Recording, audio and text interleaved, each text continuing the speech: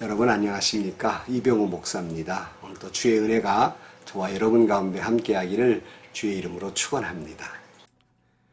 오늘 아침 하나님께서 우리에게 허락해 주신 말씀은 마태복음 8장 23절에서 34절 말씀입니다. 예수께서 배에 오르시니 제자들이 그를 따라갔다. 그런데 바다에 큰 풍랑이 일어나서 배가 물결에 막 뒤덮일 위험에 빠지게 되었다. 그런데 예수께서는 주무시고 계셨다. 제자들이 다가가서 예수를 깨우고서 말하였다. 주님 살려주십시오. 우리가 죽게 되었습니다. 예수께서 그들에게 왜들 무서워하느냐 믿음이 적은 사람들아 하고 말씀하시고 나서 일어나 바람과 바다를 꾸짖으시니 바다가 아주 잔잔해졌다. 사람들이 놀라서 말하였다. 이분이 누구시기에 바람과 바다까지도 그에게 복종하는가? 예수께서 건너편 가다라 사람들의 지역에 가셨을 때에 귀신 들린 사람 둘이 무덤 사이에서 나오다가 예수와 마주쳤다. 그들은 너무나 사나워서 아무도 그 길을 지나다닐 수 없었다. 그런데 그들이 외쳐 말하였다. 하나님의 아들이여 당신이 우리와 무슨 상관이 있습니까? 때가 되기 전에 우리를 괴롭히시려고 여기에 오셨습니까? 마침 거기에서 멀리 떨어진 곳에 노아 기르는 큰 돼지떼가 있었다. 귀신들이 예수께 간청하였다. 우리를 쫓아내시려거든 우리를 저 돼지들 속으로 들여보내 주십시오. 예수께서 가라 하고 명령하시니 귀신들이 나와서 돼지들 속으로 들어갔다. 그 돼지떼가 모두 바다 쪽으로 비탈을 내리달아서 물속에 빠져 죽었다. 돼지를 치던 사람들이 도망가서 읍내에 들어가 이 모든 일과 귀신 들린 사람들에게 일어난 일을 알렸다. 온 읍내 사람들이 예수를 만나러 나왔다. 그들은 예수를 보고 자기네 지역을 떠나달라고 간청하였다. 아멘. 코로나 바이러스라는 질병이 작년부터 시작돼서 여전히 크게 어려움을 겪게 만들고 있습니다. 속히 코로나 바이러스가 물러가기를 기도합니다. 그리고 다시는 이런 질병의 풍랑이 없기를 기도해 봅니다.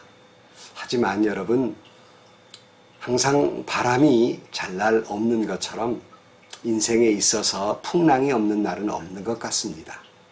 늘 말씀드린 대로 아무리 잔잔한 바다라도 파도가 있는 것처럼 아무리 평온한 인생이라 할지라도 다 파도가 있는 겁니다. 혹시라도 여러분 인생을 살면서 어떤 어려움을 겪고 있습니까? 풍랑을 만났습니까? 성경에 보면요. 예수님이 타셨던 배에도 풍랑이 일었다는 사실 꼭 기억해 두십시오. 오늘 본문 23절 말씀에 보면 예수께서 배에 오르시니 제자들이 그를 따라갔다. 그런데 바다에 큰 풍랑이 일어나서 배가 물결에 막 뒤덮일 위험에 빠지게 되었다. 그런데 예수께서는 주무시고 계셨다 그랬어요. 자, 우리가 이런 인생의 풍랑을 만났을 때 여러 가지를 생각합니다. 때로는 혹시 내가 무슨 죄를 많이 져서 이런 일을 당하고 있는가? 아니면 내가 믿음 생활 좀 잘못해서 그런가? 기도 생활을 많이 안 해서 그런가? 내 신앙은 올바른 것인가? 내가 하나님을 믿는다는 것은 참 신앙인가? 여러 가지를 생각하게 돼요. 게다가 또 믿지 않는 사람들로부터 손가락질까지 받게 되는 때는 더 아프지요. 당신 예수 믿는다면서? 당신 새벽마다 가서 기도한다는데 왜 당신 사업에 그런 어려움이 있고, 왜 당신 자신에게 그런 질병이 생기고, 왜 당신 자녀에게 그런 일이 생기느냐고 이렇게 따져 물을 때 참 곤혹스럽고 정말 어찌할 바를 모르는 때를 만나기도 합니다. 그럴 때 여러분 잊지 마십시오. 예수님이 탔던 배에도 풍랑이 일었고요. 어느 인생이든 풍랑이 없는 인생은 없습니다. 다 한 가지 풍랑이 있기 마련입니다. 어느 식기처럼 어디 흔들리지 않고 피는 꽃이 어디 있으랴? 다 풍랑이 일어요. 여러분, 실패 없는 성공이 어디 있겠습니까? 또 어려움 없이 성공하는 경우가 어디 있겠습니까? 아픔 없는 사랑이 어디 있겠습니까? 다 어려움이 있지요. 그러면 이런 질문을 받게 됩니다. 아니 그러면 왜 예수 믿습니까? 뭐 때문에 예수 믿습니까? 믿는 사람이나 믿지 않는 사람이나 똑같은 어려움이 있다면 왜 예수 믿습니까? 다른 점이 있지요. 오늘 본문에도 보니까 막 배에 물결이 뒤덮이게 되니까 그저 야단이 났어요. 아니 믿는 사람이나 믿지 않아 똑같다면 무슨 소용이겠습니까? 나 여러분 잊지 마십시오. 크게 다른 점이 있죠. 다른 점은 뭐냐면 똑같은 어려움을 겪고 있으나 믿지 않는 사람은 그 인생의 배에 주님이 없고 믿는 사람은 이 인생의 배에 주님이 계시다는 사실이에요. 이것이 다른 점입니다. 여러분 믿지 않는 사람 그 사람의 인생의 배에는 주님이 없습니다. 그러나 우리 믿는 사람 똑같은 인생의 풍랑이 있고 파고를 겪어도 주님이 계심을 믿으시기를 주의 이름으로 축복합니다. 그런데 오늘 본문에 보면 예수님이 계시긴 계시는데 주무시고 계시단 말이에요. 아니 예수님은 게으른 것도 아니고 왜 주무셨을까? 어떤 학자들은 얼마나 예수님이 힘드셨으면 그 풍랑이 있는데 잠이 들으셨겠습니까? 이렇게 해석하기도 해요. 뭐 옳고 그름 저 말씀드리고 싶은 마음은 없습니다. 그러나 다른 한편으로 이런 해석도 있어요. 예수님이 주무셨다고 하는 말의 표현은 꼭 깊은 잠에 빠졌다는 의미라기보다는 별로 대수롭지 않게 여기셨다, 별 신경 쓰지 않으셨다, 뭐 이렇게 해석할 수도 있다는 겁니다. 예수님은 왜 이 풍랑이 있는데 별 신경 안 썼을까요? 왜 별로 대수롭게 여기지 않으셨을까요? 이해가 안 가요. 그러니까 제자들이 예수님을 막 흔들어 깨웁니다. 25절 말씀에 제자들이 다가가서 예수를 깨우고서 말하였다. 주님 살려주십시오. 우리가 죽게 되었습니다. 뭐 당연한 거지요. 여러분 이 풍랑에 빠졌을 때 제자들은 풍랑 속에서 공포가 휩싸였습니다. 여러분 누군들 막상 이런 풍랑을 만났을 때 공포가 왜 없겠습니까? 그러나 여러분 우리 믿는 사람이 뭐가 다르다고요? 주님이 계시다고요. 그러니 공포심이 얼른 드는 것은 어찌할 수 없는 거예요. 인간의 본능과도 같은 거예요. 아이쿠나 하고 놀래죠. 그러나 주님이 계시구나. 놀랄 때도 우리는 주여 하나님 이렇게 부르지 않습니까? 그게 다른 점이에요. 놀라는 건 사실이지만 내 안에 주님이 계시고 나의 메시아 되신 주님이 계시며 나의 아버지신 주님이 하나님이 나와 함께 계심을 믿을 때 우리는 이 두려움의 공포에서 벗어날 수 있고 이길 수 있다는 사실입니다. 하나님이 계시는데 뭐가 두려울 게 있겠어요? 온 우주 만물을 창조하시고 운행하신 하나님이 나의 아버지이신데요. 그리고 그 아들 예수 그리스도가 나의 구세주이신데요. 뭐가 두렵겠습니까? 이때 주님이 그들을 꾸짖으셨죠. 예수께서 그들에게 왜 무서워하느냐 믿음이 적은 자들아 하고 말씀을 하시고 나서 일어나 바람과 바다를 꾸짖으시니 바다가 아주 잔잔해졌다 그랬어요. 왜 무서워하느냐 왜 믿음이 적느냐 이 질문하신 까닭 가운데 중요한 요인들이 몇 가지 있어요. 그 중에 하나가 뭔지 아십니까?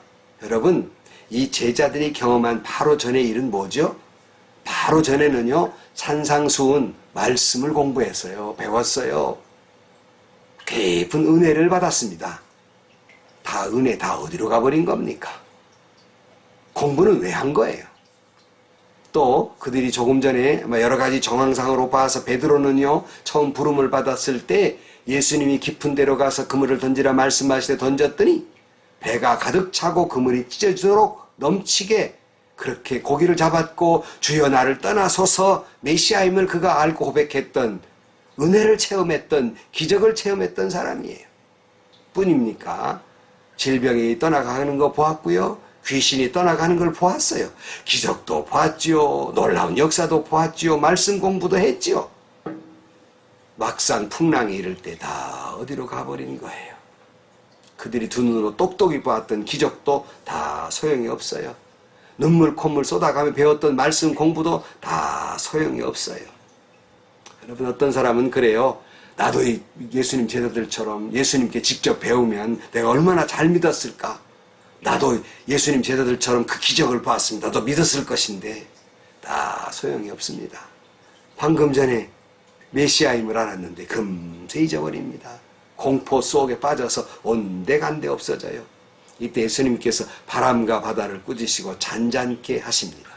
여러분 우리의 메시아 되신 예수 그리스도는 우주 만물을 창조하시고 운행하시는 주님이시며 우리의 하나님은 우리의 아바 아버지이십니다. 뭐가 두려울 게 있겠습니까? 아니, 본능적으로 두려운 것, 그걸 주님이 뭐라고 하시는 게 아니에요. 이내 믿음이 필요하단 말이에요. 여러분, 성경 공부 열심히 하는 거 중요합니다.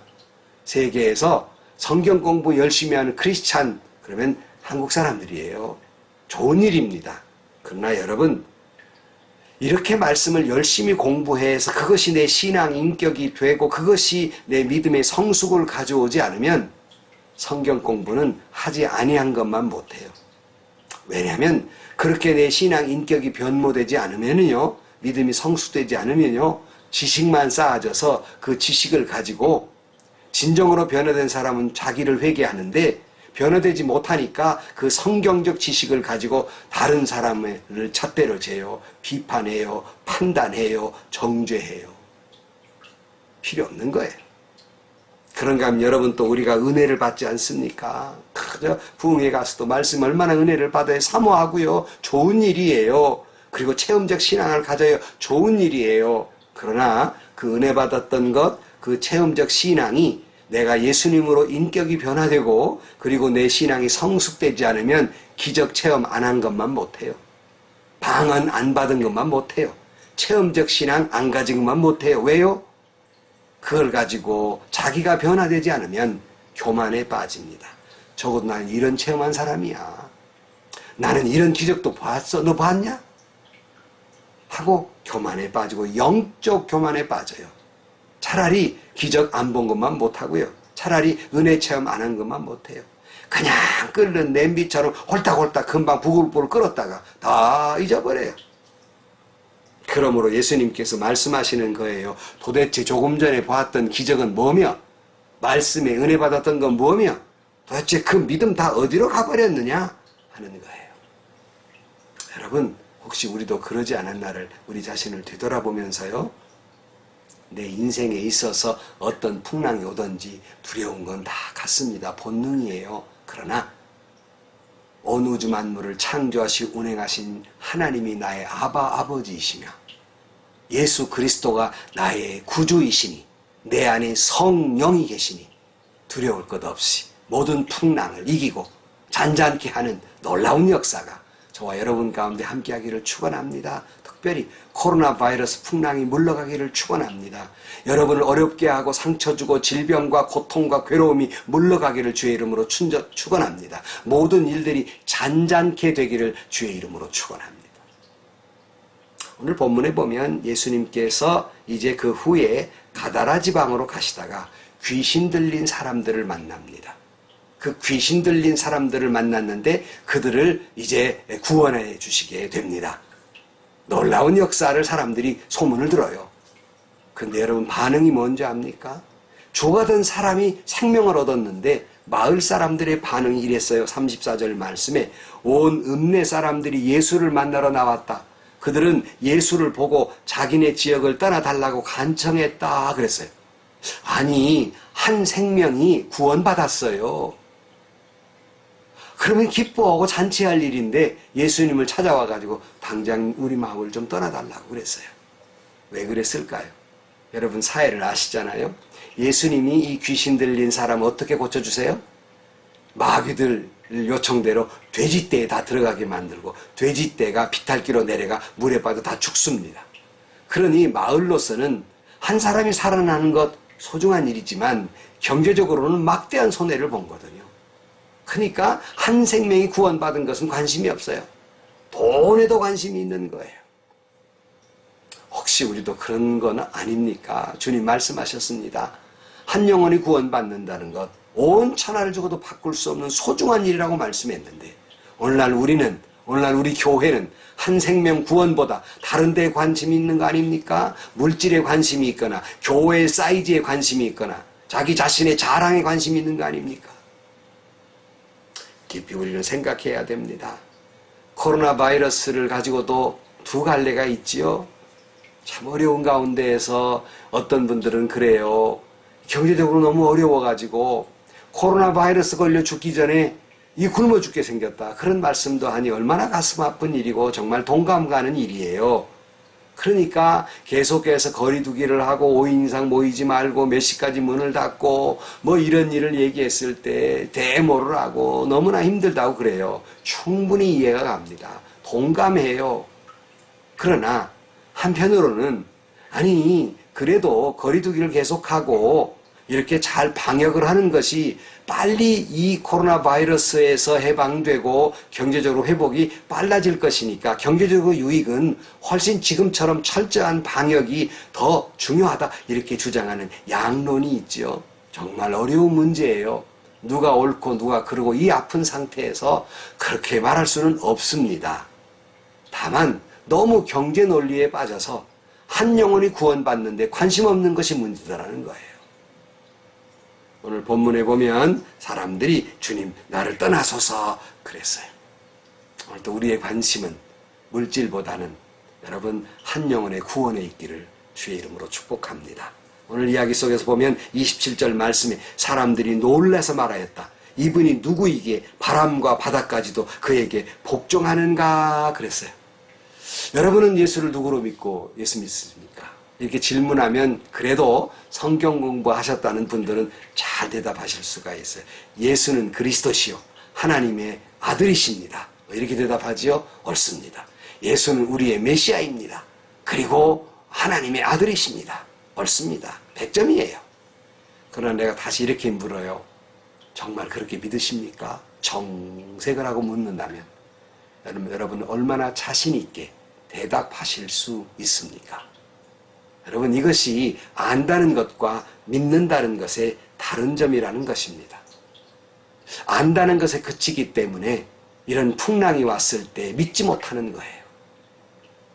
진정 여러분 믿는다면 정말 그렇게 하나님의 아들이시며 우리의 메시아임을 믿는다면 풍랑이 온들 처음에 놀라는 거야 어쩔 수 없는 일이지만 그렇게 두려울 것이 없고요.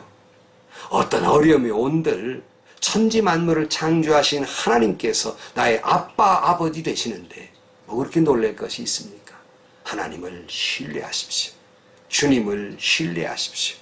아니 내 자신이 당한 상황이 물이 목에까지 아니 코앞에까지 다다른 상황에 있다 할지라도 그 지경에 이르렀어도 하나님을 신뢰하십시오.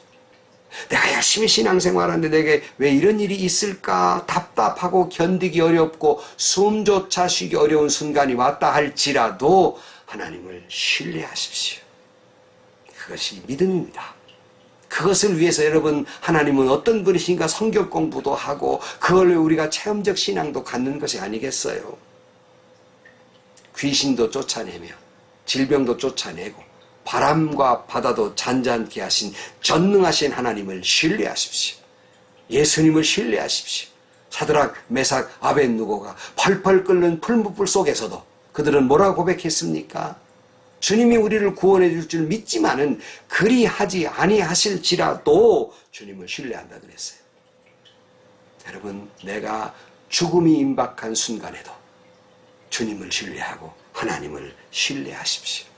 그 안에 진정한 평강이 있고 그 안에 진정한 영원한 생명이 있습니다. 풍랑 많은 세파 속에 살아가면서 전적으로 하나님만을 신뢰하고 주님만을 신뢰하는 저와 여러분들이 되시기를 주의 이름으로 간절히 축원합니다. 기도하시겠습니다. 하나님 아버지 어쩌면 그렇게 풍랑이 쉴 날이 없는지 너무나 힘들고 어렵습니다.